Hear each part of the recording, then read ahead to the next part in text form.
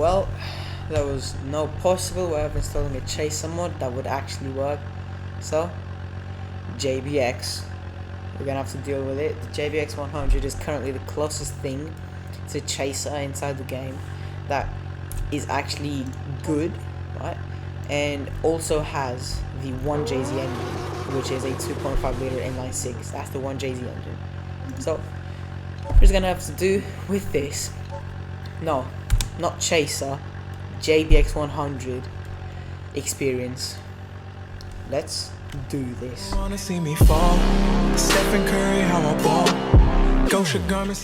so first and everything in looks, it's close to the chaser, but now we have to test it out. See how it actually behaves. This keep in mind, this is the stock version, and it already is quite powerful, and that is how the 1JZ engine was originally. Fast, for sure. This is a very big car.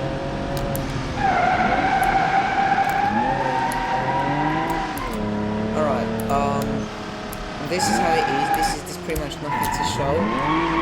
As you can see, it just does not have any drifting potential at all. Anyways, there's nothing pretty much really cool about this, but there is something pretty cool about this. Boom!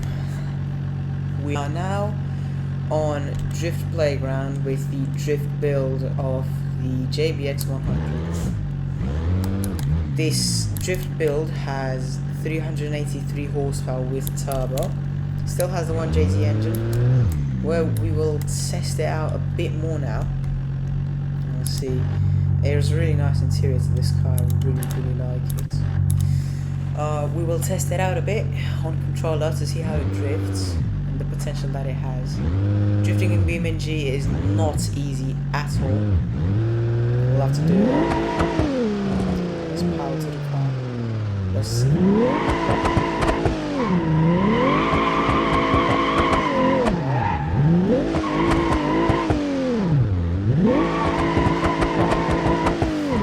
Seems nice, although think of it as changing gears way too much.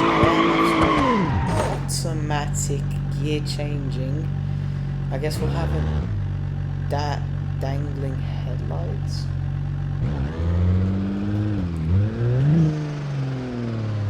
So I think of it as it is nice to drift, but it changes gears way too much, so you can't go straight but go back into drift.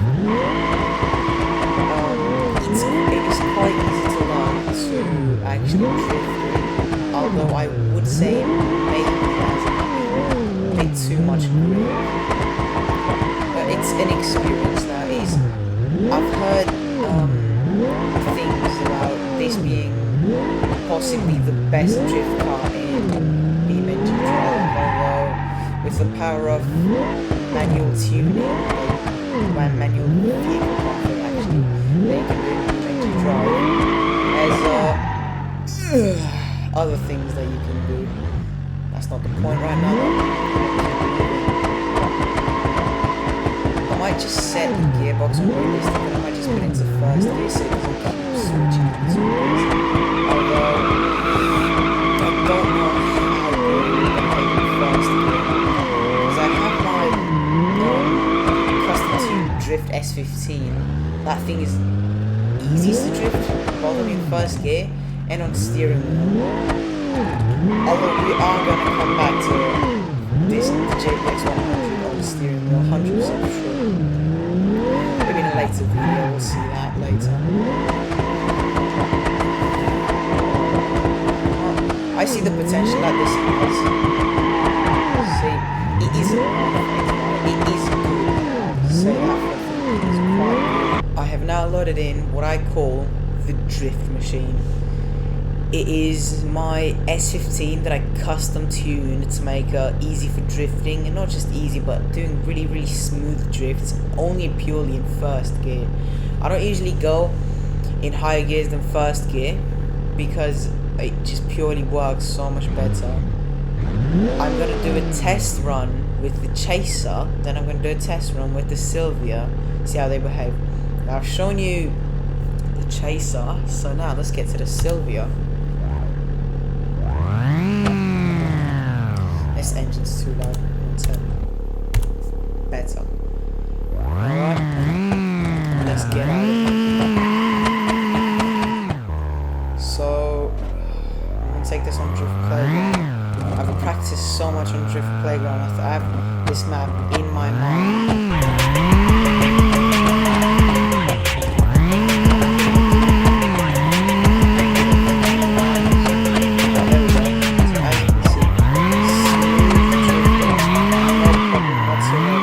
Spin out sometimes, which it is because I am currently playing on controller because I didn't have time to set up my wheel. Ouch.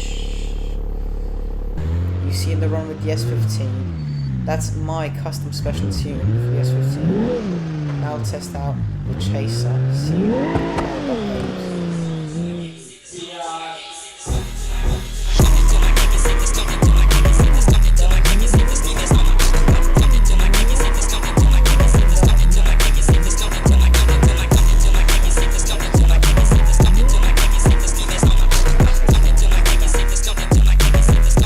This is the drifting and driving experience. Now, we gotta test out the safety features. And we are now back on grid map. We are now at the destruction parts of this map. We will test out the stock version, then we'll test out the tuned version, because I mean, safety is always first for some people, I guess. Small little bump, I think we'll do it. Alright, that's for sure. Well, there's nothing left to say. Cue the Doom music.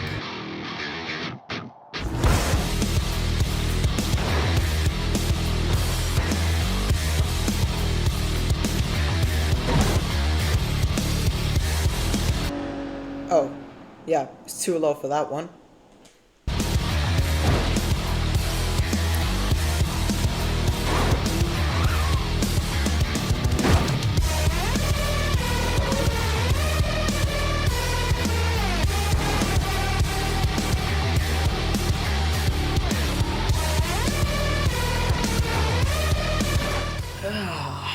Some beautiful, beautiful destruction. Hope you enjoyed that montage, because it damn took me a long time to make. Anyways, safety wise now. Well, from most of the tests that we did do, it seemed like it might be plausible. But if you have a frontal crash at about, maybe this is 120 kilometers, well, it's quite that safe. Why does it look like a picture? Anyways. So you've seen that. Now let's do another one, because to tell you the truth now, when I was actually filming that montage, I wasn't actually looking at how safe the car is. But as you can see, maybe a few, not death situation for sure. It's actually resisting quite a bit though. Now I'm gonna do a max speed straight into, again, the frontal wall so we can get a better perspective. Let's see. I mean, what the fuck?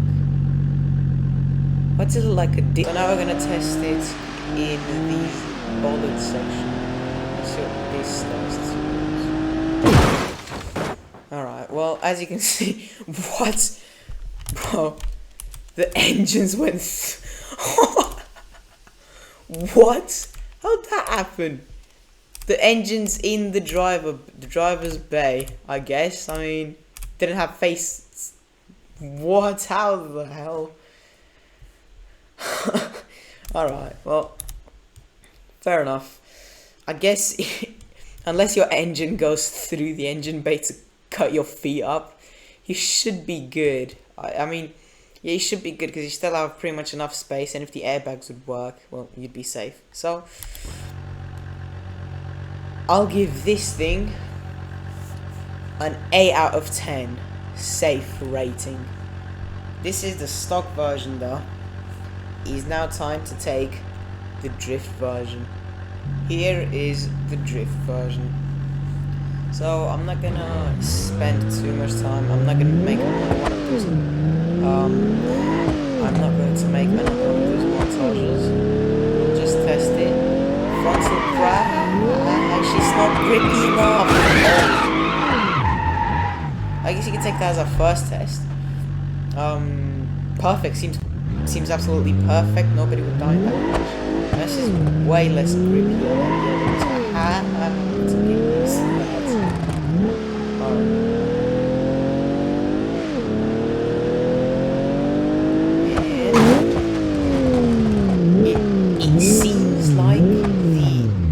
It seriously seems like this version is safer than the stock version.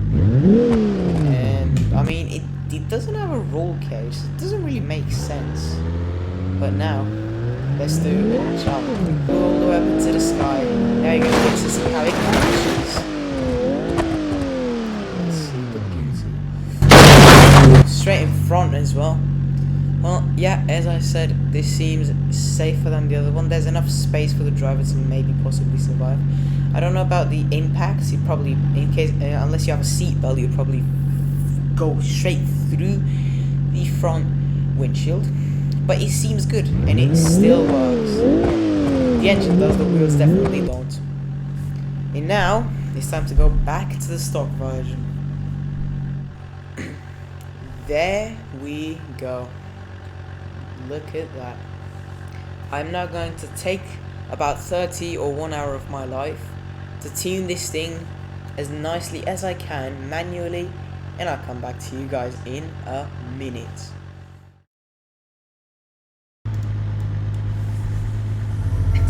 Well, I'll tell you what, it isn't that tune friendly, but this is what I managed to get out of it.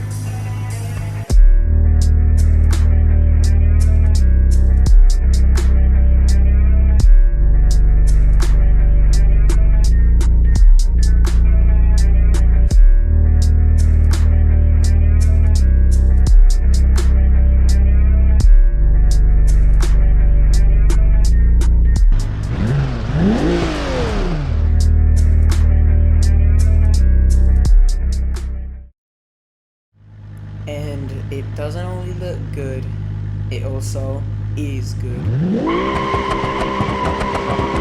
580 horsepower and 30 psi boost. Ultimate beast to go against. Trust me.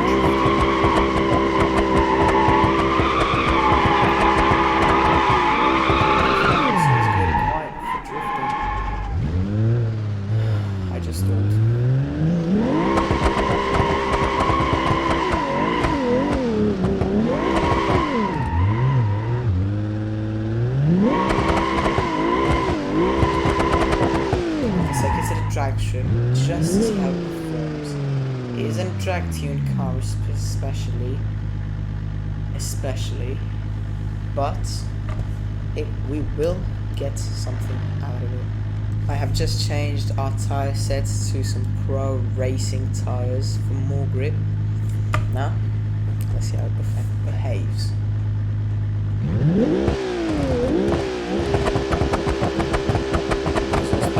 Let's go.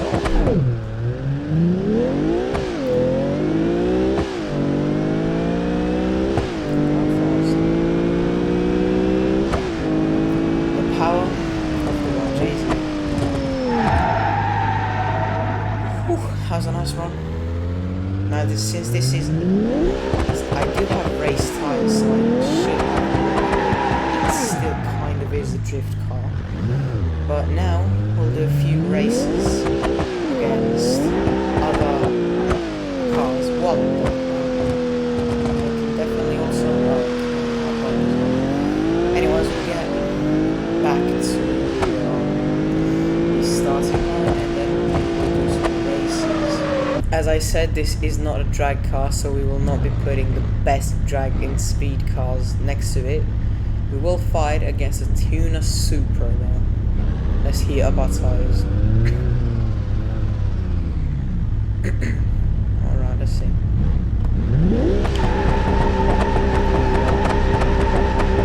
8,000 RPM limit on the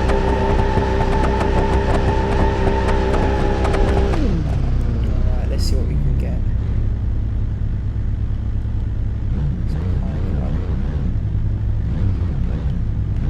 There we go. That's ready. Let's take this.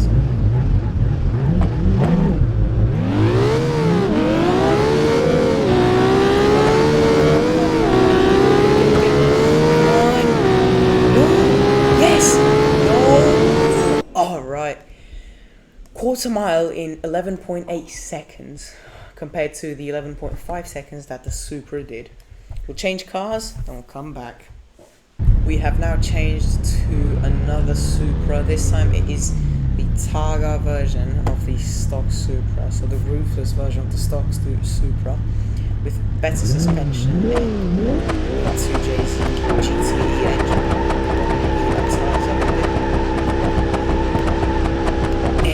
Around to the track. Let's see if we can beat this one. Let's get on to it. Alright, I am ready.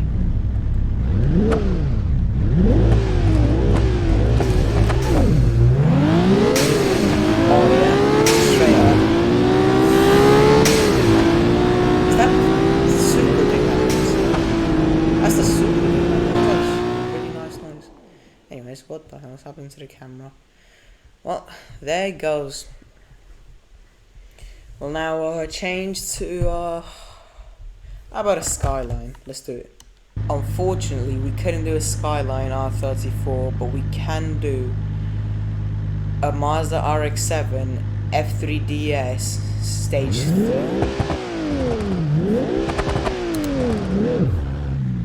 We're gonna heat up our tires quickly. I love doing burnouts in this game because especially in BeamNG.Drive, it's quite hard to tune the car because actually do the burnout because of the physics that this game has. It is quite not that easy to do a burnout as easy as it is in GTA 5, for example. You need a lot of skill. But now, let's do this race.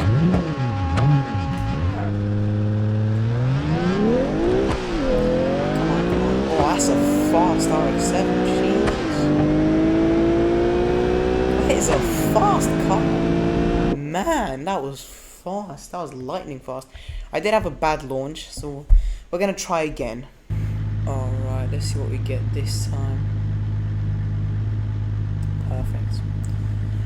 Here we go.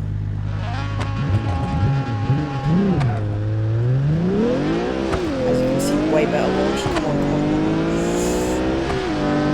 No, it catches me off every single time I change gears. Well, that was a good run anyways. But we'll test it against one more car and I think that was enough for today. I do not know if this will work at all, but I have put myself against a Gallardo. It's a V12. No, it's a V10 versus an inline 6. I mean, the horsepower is pretty much balanced. I have 580 horsepower.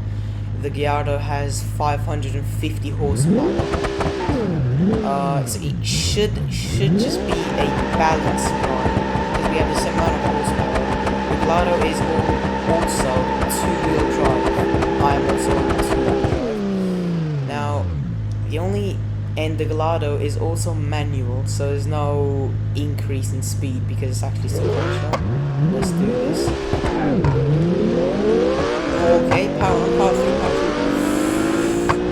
Oh yeah, that was good. That was a really good launch. That was with it. 11 seconds on the dot. Quarter mile. Well, I think that was enough for today for the video. We've tested the JBX100 in all its aspects, and I'll tell you the truth, it is awesome. I'll give this mod a solid 9 out of 10 because it is a quality mod. Now that is enough BeamNG for today. It is enough for the video as well. I really hope you guys have enjoyed. Now if you did enjoy and if you like this video, give it a like. It gives me feedback and helps me know what you guys like. And also, if you're new to the channel and you like what I'm doing, subscribe. It costs nothing, and well, it helps me a lot. Anyways, enough with the talking. I hope you've enjoyed, and this is Lano50 signing out. Goodbye everybody.